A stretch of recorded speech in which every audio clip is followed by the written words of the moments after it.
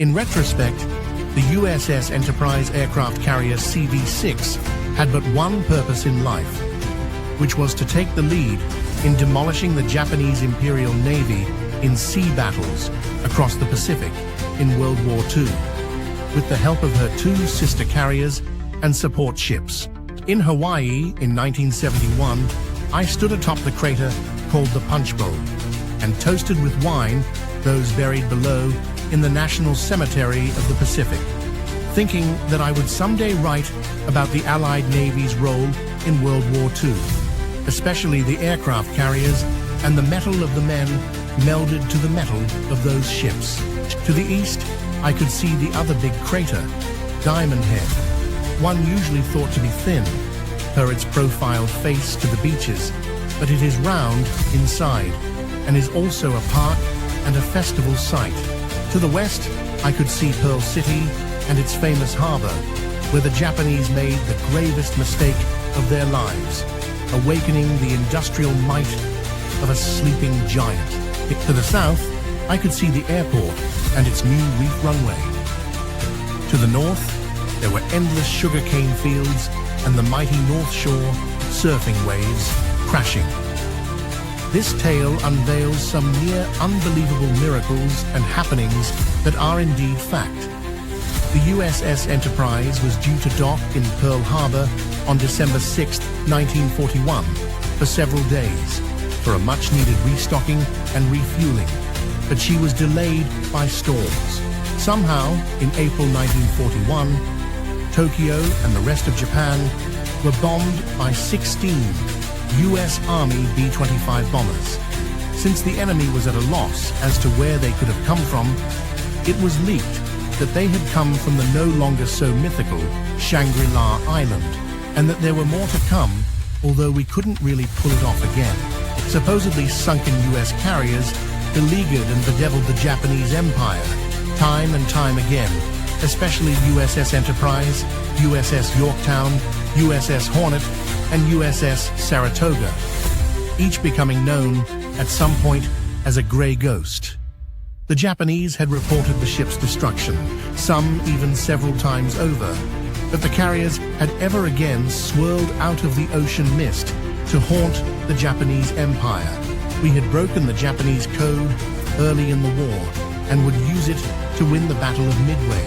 At one point in the war, during the Guadalcanal campaign, the Enterprise was the only operational carrier left, and damaged at that. They put up a banner, Enterprise versus Japan. Near to the end of the war in the Pacific, near 70 Japanese cities were firebombed into oblivion, and yet the Japanese still wouldn't surrender.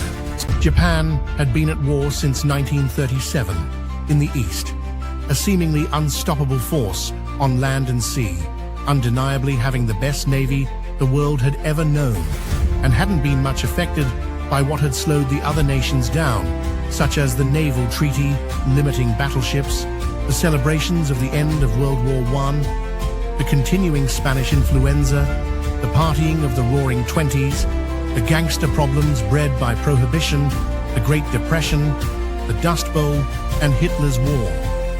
The Japanese had superb torpedoes and highly trained crews, pilots, and mechanics. If there was anything that the Japanese weren't good at, it was defense. For they had always been on the offensive, conquering as they pleased, never even having to worry about preparing for or putting out fires on their ships, such as replacing gasoline in the lines with CO2 when about to be attacked. As for the Allies, although we had 3 new carriers from the late 1930s and 2 from the 20s, they weren't going to be enough. Our battleships were antiquated before the Pearl Harbor attack.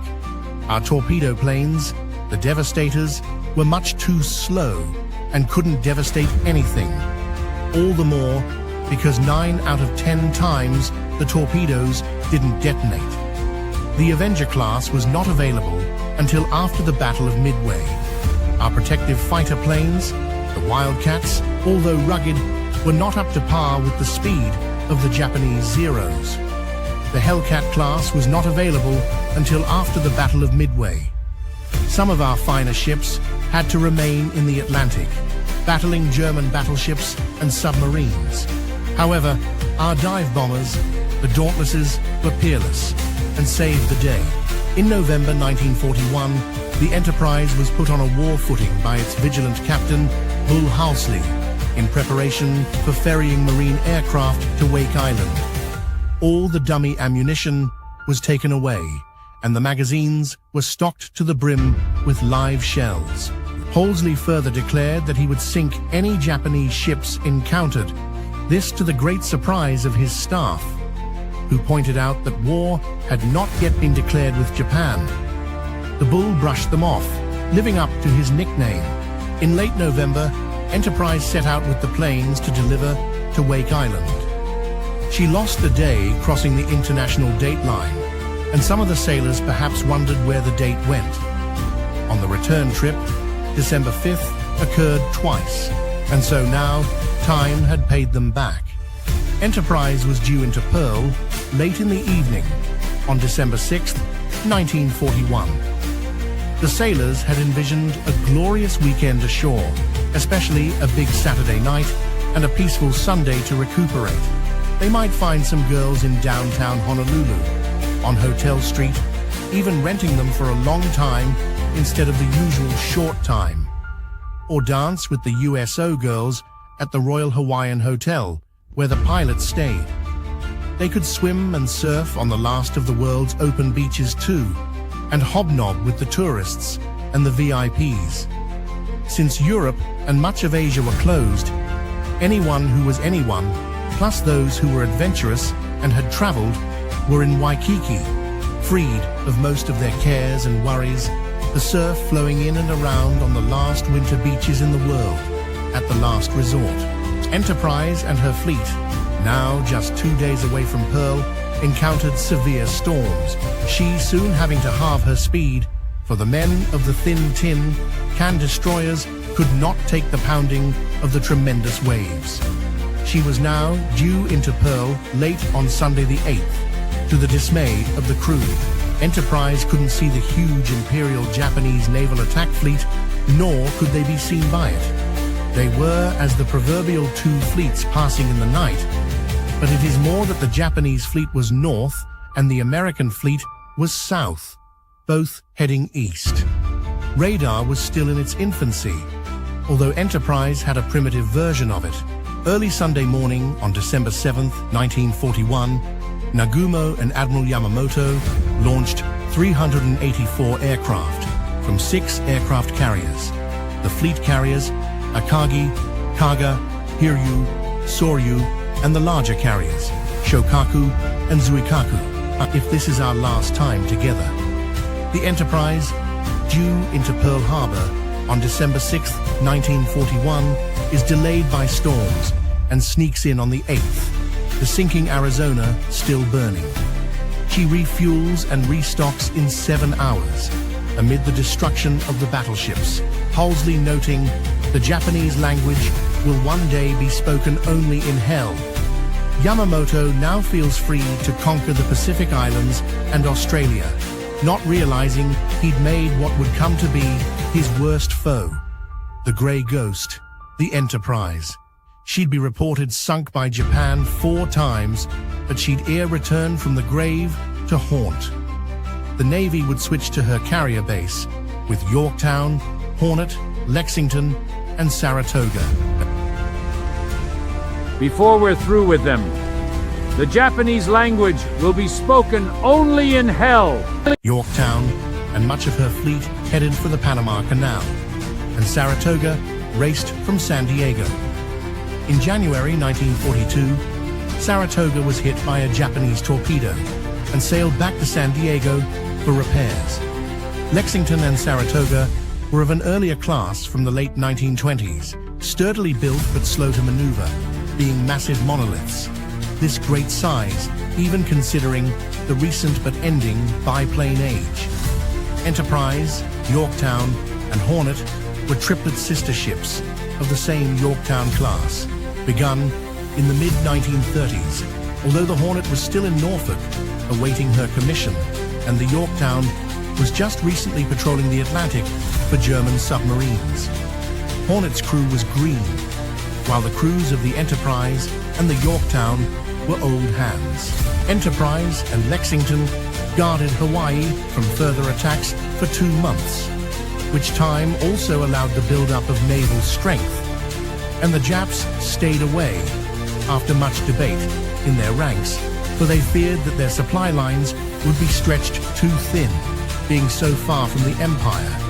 They began planning to take Midway instead to seal the deal, and to also consolidate their gains in the east and cut off Australia. In the beginning of February 1942, the Allies raided the Japanese-held Marshall Islands, then retreated, the best they could do, for they couldn't stick around to suffer the Japanese armada. Carriers have to keep on the move to avoid becoming targets. The Hornet completed her training exercises and headed for the Panama Canal, and then to San Diego to load a surprise, but no one else knew this or where she was. James Doolittle had an idea. It was so top secret that I still can't tell it yet, but now I can. During April, the Enterprise had long been pushing west and north at flank speed, attended by extra oil tankers. It was getting colder every day. The winter gear came out. Even the repair crews stationed deep in the Enterprise could tell that they were headed toward Japan, of all places, an uneven match 10 times over. What the hell? Crazy. When the Enterprise began to slow to a halt in the middle of the ocean's nowhere, many came up to take a look.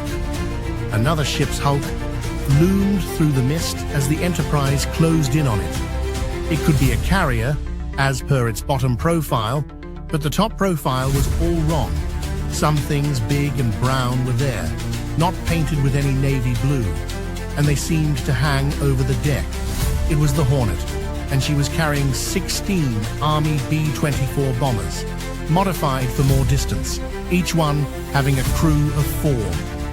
The ship's signals flashed, and both carriers were soon off toward Japan. The plan was to hit about 24 critical targets all over Japan, and then fly on to land in the parts of China not yet controlled by the Japanese. However, along the way, the carriers were spotted by a Japanese patrol boat that was able to get a message out. The bombers had to launch right away, albeit still several hundred kilometers from the planned launch point. Hornet turned into the wind. If this is our last night together.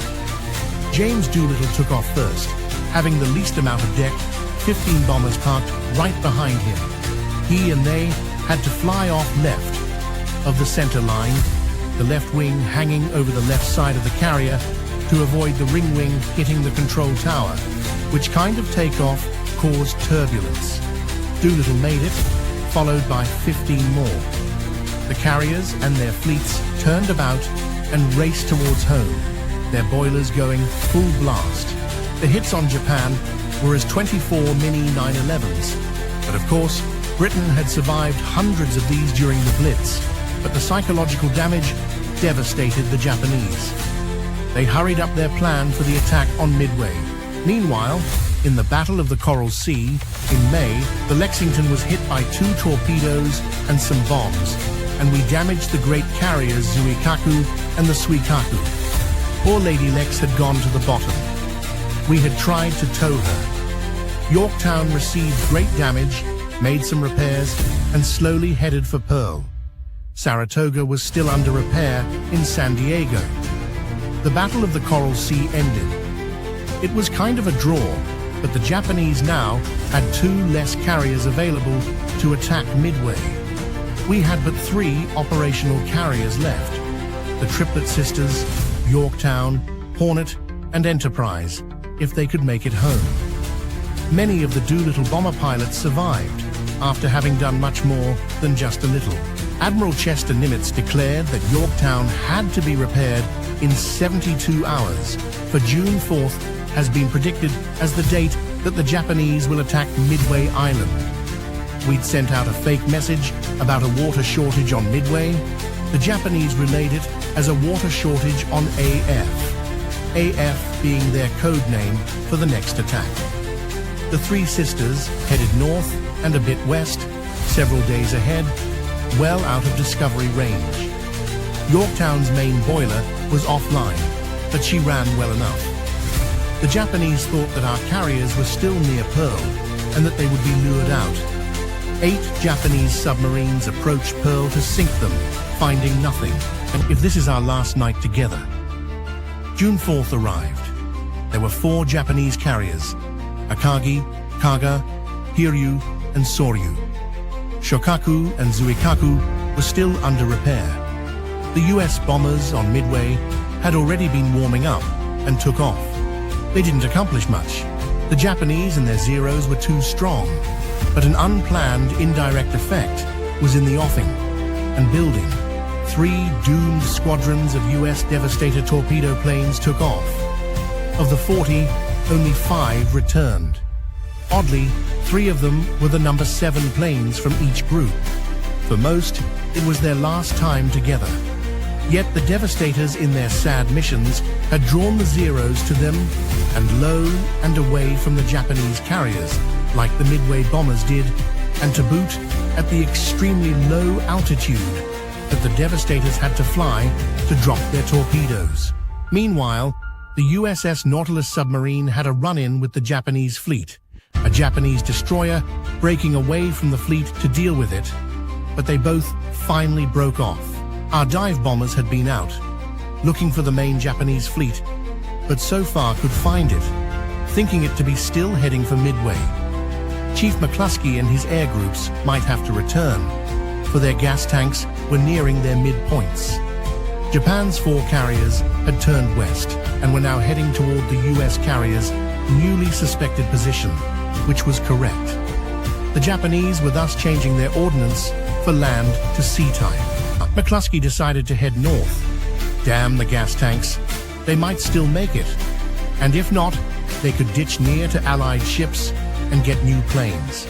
Saratoga was indeed racing from San Diego with a shipload and more of new planes. However, she was still several days away. Then they spotted the lone Japanese destroyer that had engaged the Nautilus and overtook it, not stopping, but overflying it in its direction, hoping to find the Japanese fleet, which they did, sinking 3 carriers via dive bombers and a submarine. The 4th one, the Hiryu, not yet there, catching Nagumo with no Zeros about, at least not at high altitude, and the carriers in the midst of switching their ordnance from land to ship type, a powder keg waiting to explode. Now, the dive bombers really had to depart.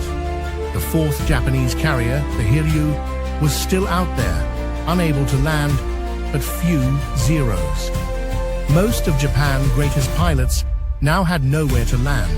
The Hiryu was finally able to launch planes with ship-type ordnance toward the now-figured location of the Three Sisters.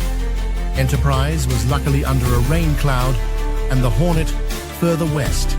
If this is our last time together. The Yorktown was in the sun, out front, 10 miles west, and took the brunt of the Japanese attack. Her deck was damaged. Yorktown planes landed on Hornet and Enterprise. The Japanese reported the Yorktown sunk. Yorktown repaired her deck in record time. A second Japanese wave found the Yorktown again, thinking her to be the Enterprise or the Hornet, her deck having no hole in it. Yorktown was severely damaged, and so the Japanese reported that both the Enterprise and the Hornet had been sunk. Ghosts in the making. Yorktown drifted for 50 miles. We had tried to tow her, and later a repair ship drew alongside. But soon, a Japanese submarine torpedoed both ships. Older sister down, to the bottom, the ocean. Our dive bombers, some from the Yorktown, then sunk the Hiryu. Now, all the Zeros were doomed to their ocean graves. Yamamoto and Nagumo ran. The battle was over. Saratoga arrived with the replacement planes. We would take the war to the Japanese. We would soon have the new Avenger torpedo bombers and the new Hellcat fighters. The USS Wasp CV-7 was recalled from the Atlantic and headed for the Panama Canal. She was a reduced in tonnage version, the Yorktown, necessitated by the overall sea tonnage limitation of the naval treaty. She was slow, small, and had no armor or torpedo protection. She was as an adopted orphan sister to replace the Yorktown. Only 6 months had passed from the attack on Pearl Harbor, and the next 2 months were peaceful, as both sides were regrouping. In the battles of the Eastern Solomons, Guadalcanal and Santa Cruz, Enterprise took great damage several times over, as she had to remain tethered to the area for several months. The Japanese had taken Guadalcanal and had built an airstrip, which we called Henderson Field. But soon, our Marines had taken it back from the Japanese and were trying to hold it. Meanwhile, the Japanese carriers Shokaku and Zuikaku were back and would have their say, along with the carrier Junio and more assorted carriers. The Allies had been lucky at Midway, but now they were greatly outnumbered.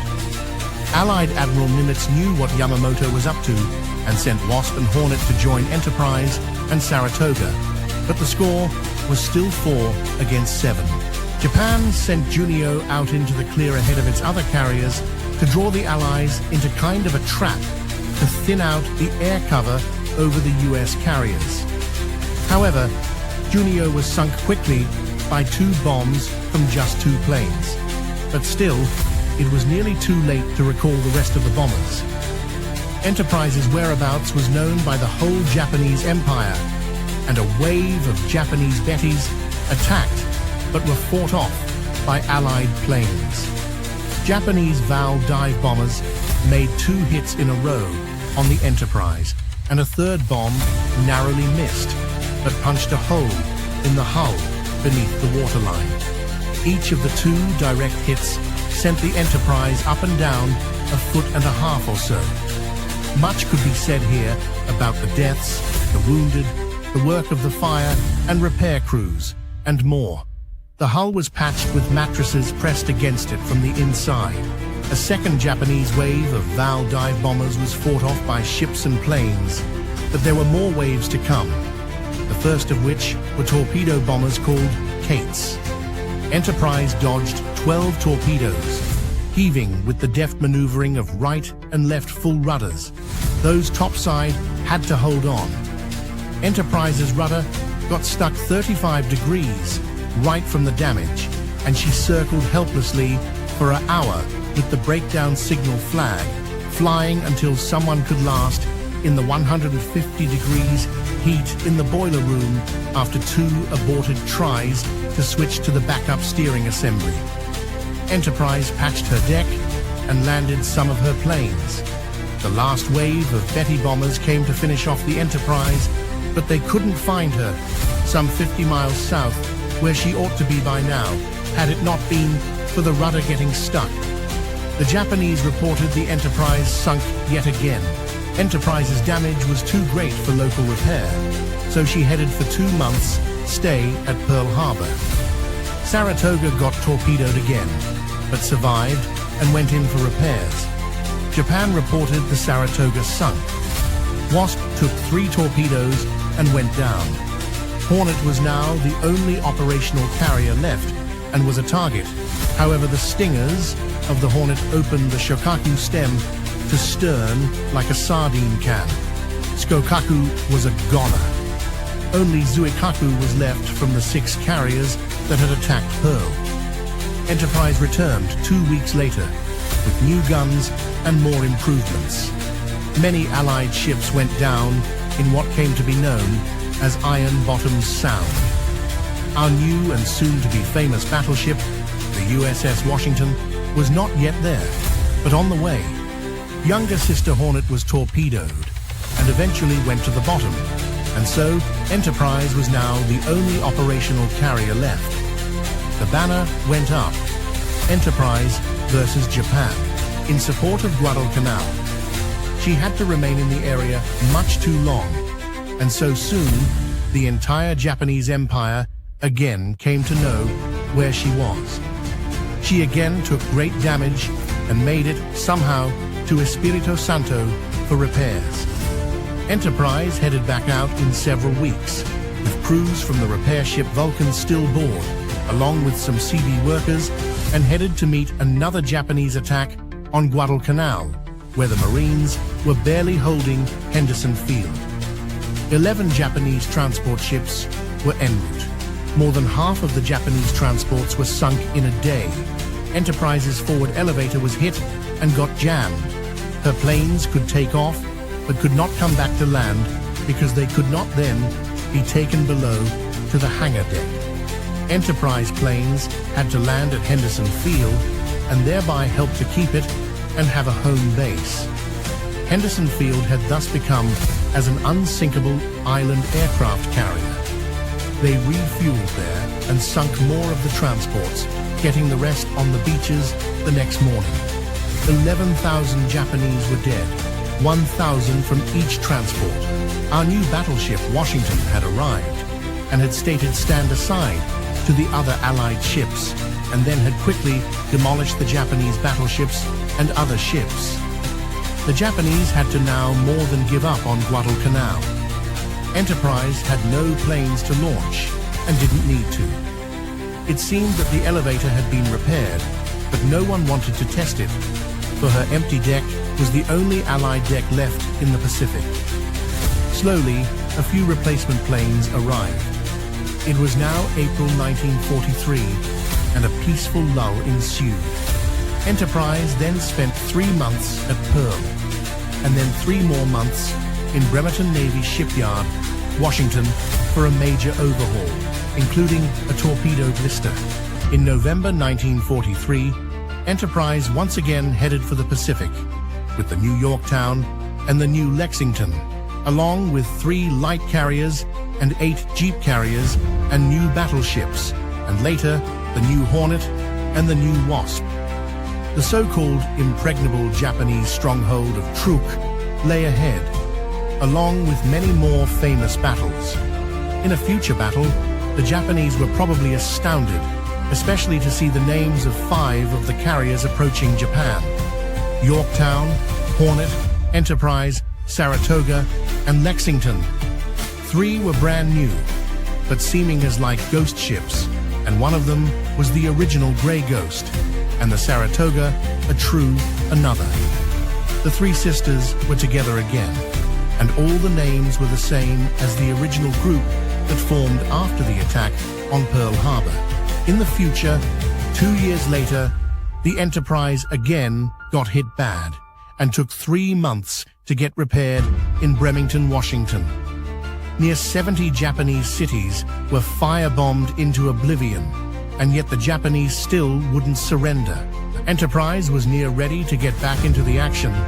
Then 2 atomic bombs landed on Japan. Enterprise ferried 5,000 US troops home from Europe and then returned for more. She got cheers at every port, especially New York. Germany and Japan were in shambles, to put it lightly. For a while, hell had been empty, for all the devils were on Earth. But now, hell had filled up again.